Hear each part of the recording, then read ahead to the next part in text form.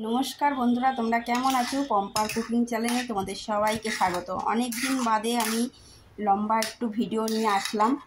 आजके एकटा देखो सन्ध्येबेला एटा पाव भाजी रेसिपि सब्जिटा करब ताई तोमादेर साथे शेयार करछि। यदि भालो लागे ताहले आमार भिडियोटा देखबे और लाइक शेयार करबे, सबस्क्राइब करे पाशे थाकबे।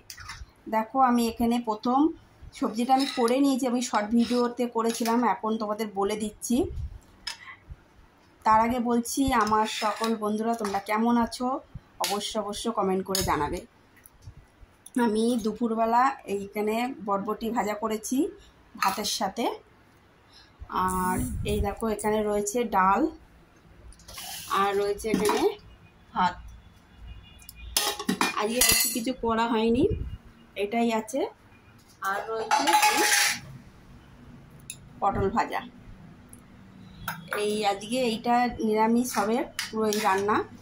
আর এখন এইটা পাও ভাজির যে সবজিটা কী করে করেছি সেটা তোমাদের সাথে শেয়ার করব। তার জন্য আমি প্রথম 3টে পেঁয়াজ ছোট ছোট করে কেটে নিয়েছি, 2টো ক্যাপসিকাম কেটে নিয়েছি আর 3টে টমেটো কেটে নিয়েছিলাম ছোট ছোট করে। আর এতটা মতো গাজর, মানে মোটামুটি 3টে গাজর আর 200 গ্রাম মতো বিনস কেটে নিয়েছি। নিয়ে ওটা আমি কুকারে একটা সিটি দিয়ে আর মিক্সিতে বেটে পেস্ট করে নিয়েছিলাম। আর 4টে মতো আলু সেদ্ধ করে নিয়েছি, নিয়ে আলুটাকেও পেস্ট করে নিয়েছি সেদ্ধ করে। তারপরে কড়াইতে টমেটো, পেঁয়াজ আর ক্যাপসিকামটা আগে তেলের মধ্যে ভালো করে ভেজে নিতে হবে। আরেকটা কথা, আমি এতে লঙ্কা ব্যবহার করিনি, তোমরা যদি ঝাল খাও তাহলে লঙ্কা ব্যবহার করতেই পারো। যত এটা বাচ্চারা খাবে ওর জন্য আমি একটু লঙ্কা ব্যবহার করিনি, তোমরা খেলে দিতে পারো।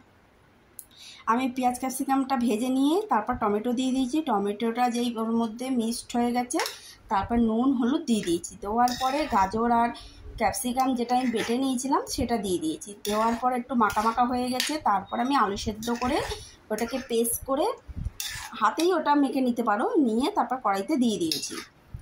ওটা হয়ে গেল। তারপরে আমি এটাকে ভালোভাবে 2-4 মিনিট নাড়তে হবে। নেড়ে 2টো পাতিলেবু, এই যে আমি 2টো পাতিলেবু রস করে এতে দিয়ে দিয়েছি। এটা দেওয়া হয়ে গেল।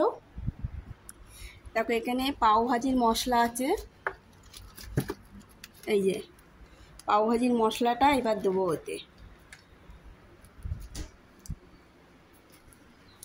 এই যে পাও ভাজির মশলাটা আছে, এটা এখন দেবো না, এটা এখন সবজিটা করে রেখে দিলাম তোমাদের দেখাচ্ছি। এটা 2 চামচ মতো লাস্টে যখন আমি সন্ধ্যেবেলা এটা খাওয়া দাওয়া হবে, টিফিন যখন হবে তখন আমি এটা আবার একটু গরম করব, তখন পাও ভাজি মশলাটা দিয়ে তারপর গরম করব।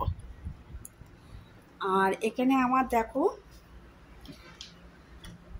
এই যে পাও ভাজির রুটি আনায় রয়েছে, এইগুলো এখন তো সবজিটা আমি দুপুরবেলা করে রেখে দিলাম।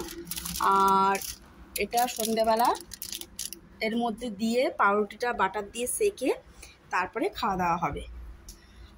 আর তার সাথে এখানে পনিরটা আমি মাখিয়ে রেখেছি, দেখো এটা পনির পকোড়া হবে।